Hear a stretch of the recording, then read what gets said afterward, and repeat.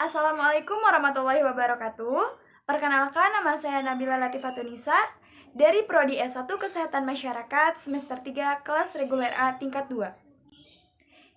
Di sini saya dari kelompok 2 bertindak sebagai moderator. Untuk penyampaian materi leptospirosis akan disampaikan oleh saya sendiri dan rekan-rekan saya. Waktu dan tempat kami persilahkan. Leptospirosis adalah sebuah penyakit yang diakibatkan oleh jamur Leptospira. Dan menurut gejala klinis dibagi menjadi dua bentuk, yaitu bentuk berat dan bentuk ringan. Secara umum, gejala yang dapat timbul diantaranya seperti demam, nyeri kepala, nyeri otot, khususnya di bagian betis, paha, serta gagal ginjal. Leptospirosis dikeluarkan melalui kontak dengan air, lumpur, tanaman yang telah dicemarkan oleh air seni dari rodent atau tikus, dan hewan lain yang mengandung bakteri Leptospira. Di sini saya akan menjelaskan tentang cara penularan leptospirosis. Leptospirosis juga digolongkan ampiksenose karena jalur penyebarannya dapat dari hewan ke manusia ataupun sebaliknya. Penularan dari hewan ke manusia ditularkan oleh hewan yang terinfeksi virus Leptospira. Penularannya ada dua cara.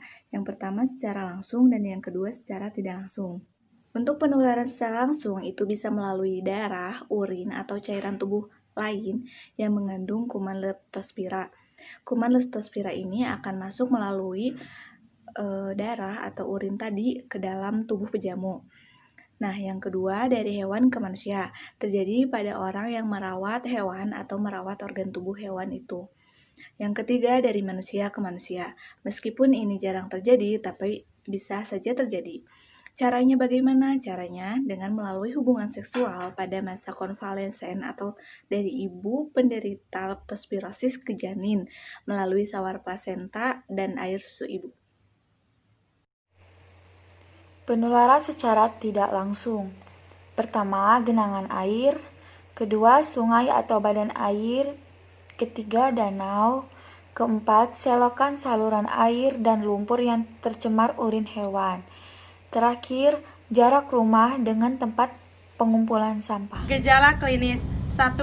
Fase leptospiremia.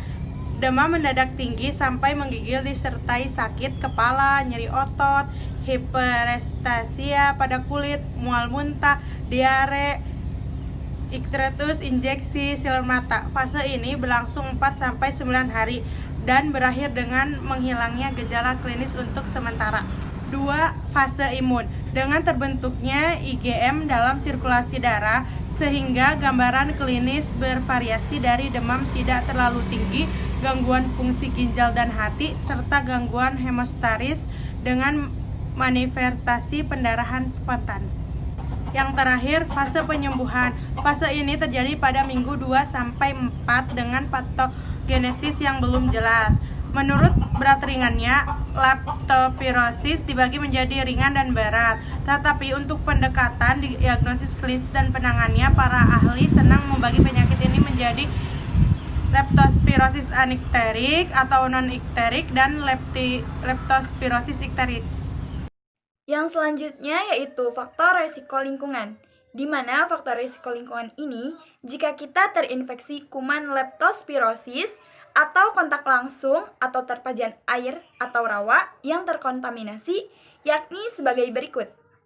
Yang pertama yaitu kontak dengan air yang terkontaminasi kuman leptospirosis atau urin tikus pada saat banjir. Yang kedua yaitu pekerjaan tukang perahu, rakit bambu, dan pemulung. Yang ketiga, mencuci atau mandi di sungai. Yang keempat, tukang kebun atau pekerjaan di kebun. Yang kelima, petani tanpa alas kaki di sawah. Yang keenam, pembersih selokan. Yang ketujuh, pekerja potong hewan, di mana pekerja tersebut terpajan saat memotong hewan. Selanjutnya, saya akan menjelaskan tentang beberapa upaya lingkungan yang bisa dilakukan untuk mencegah terjangkit penyakit leptospirosis. Di antaranya, pertama, hindari air yang sudah terkontaminasi. dan pastikan kebersihan air sebelum mengkonsumsinya. Yang kedua, jauhi binatang yang rentan terinfeksi bakteri, terutama tikus liar yang paling banyak membawa bakteri Leptospira. Yang ketiga, bersikap cermat terhadap lingkungan, terutama saat bepergian. Yang keempat, gunakan disinfektan jika perlu. Yang kelima, gunakan pakaian yang melindungi tubuh dari kontak langsung dengan hewan pembawa bakteri Leptospira, serta bersihkan dan tutup luka dengan penutup tahan air agar tidak terpapar air yang terkontaminasi bakteri. Yang keenam, mandi secepatnya setelah berolahraga dalam air. Yang ketujuh, jaga kebersihan dan cuci tangan setelah melakukan kontak dengan hewan atau sebelum makan. Yang kedelapan, vaksinasi hewan piaraan atau ternak supaya terhindar dari leptospirosis. Di sini saya akan menerangkan materi tentang perubahan iklim. Perubahan iklim adalah perubahan keadaan cuaca rata-rata secara statistik dan periode waktu tertentu. Perubahan iklim dunia dalam bentuk pemanasan global berdampak pada berkurangnya pasokan air, bahkan meningkatkan suhu lingkungan yang mengakibatkan pada rusaknya ekosistem laut. Perubahan iklim ini dapat berdampak pada anomalia cuaca, bahkan dirasakan di Indonesia. Seperti beberapa waktu yang lalu kita mengalami musim hujan yang tidak tentu. Perubahan iklim ini sangat berdampak pada kesehatan manusia. Selanjutnya yaitu hubungan antara perubahan iklim dan upaya penyehatan lingkungan dengan penyakit leptospirosis. Yang pertama, Organisasi Kesehatan Dunia atau WHO mengkategorikan penyakit ini sebagai penyakit terkait air atau water-related disease. Kondisi iklim di Indonesia beberapa bulan terakhir yang memperlihatkan intensitas hujan yang cukup tinggi memiliki potensi terjadinya penularan leptospirosis. Di daerah endemis, puncak jumlah kasus leptospirosis terjadi pada musim hujan dan dapat memicu KLB atau kejadian luar biasa jika terjadi banjir. Meskipun demikian, wabah leptospirosis dapat juga terjadi pada musim kemarau karena sumber air yang sama dipakai oleh manusia dan hewan. Dengan kondisi iklim di Indonesia yang basah ini, kewaspadaan terhadap penularan penyakit leptospirosis perlu ditingkatkan, mengingat kondisi lingkungan sangat dipengaruhi oleh iklim dan lingkungan juga mempengaruhi salah satu faktor resiko penularan yang penting. Masyarakat, terutama yang bertempat tinggal di wilayah endemis, leptospirosis dihimbau dan dibekali pengetahuan agar senantiasa berperilaku hidup sehat dan bersih.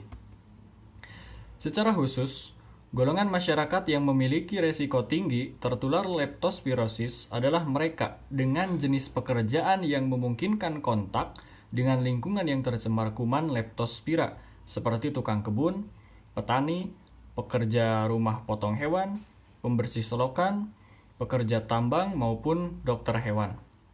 Pada tatanan yang lebih luas, pemerintah harus menata lingkungan, khususnya perumahan kumuh, karena biasanya kawasan ini kurang memperhatikan sanitasi lingkungan. Kegiatan promotif dan preventif tersebut wajib dilaksanakan dan lebih intens dilakukan sebelum masa rawan penularan musim penghujan. Kesimpulan dari leptospirosis merupakan penyakit infeksi yang dapat menyerang manusia dan binatang. Leptospirosis juga digolongkan sebagai antiksenose karena jalur penularannya dapat ditularkan dari hewan ke manusia, begitu juga sebaliknya. Penularan leptospirosis pada manusia ditularkan oleh hewan. Penjamu kuman leptospira adalah hewan peliharaan seperti lembu, kambing, babi, kucing, anjing, sekelompok unggas, serta beberapa hewan liar lainnya. Gambaran klinis dari leptospirosis dibagi atas 3 fase. Yang pertama adalah fase leptospiremia, kemudian yang kedua adalah fase imun, dan yang terakhir ketiga adalah fase penyembuhan. Beberapa upaya lingkungan yang bisa mencegah penyakit leptospirosis yaitu salah satunya adalah hindari air yang sudah terkontaminasi dan pastikan kebersihan air sebelum mengkonsumsinya. Kemudian jauhi binatang yang rentan terinfeksi bakteri. Salah satunya adalah tikus liar yang paling banyak membawa bakteri Leptospira. Terima kasih. Sekian presentasi dari kelompok kami. Kurang lebihnya mohon dimaafkan. Billahi taufiq wal hidayah. Wassalamualaikum warahmatullahi wabarakatuh. Terima kasih.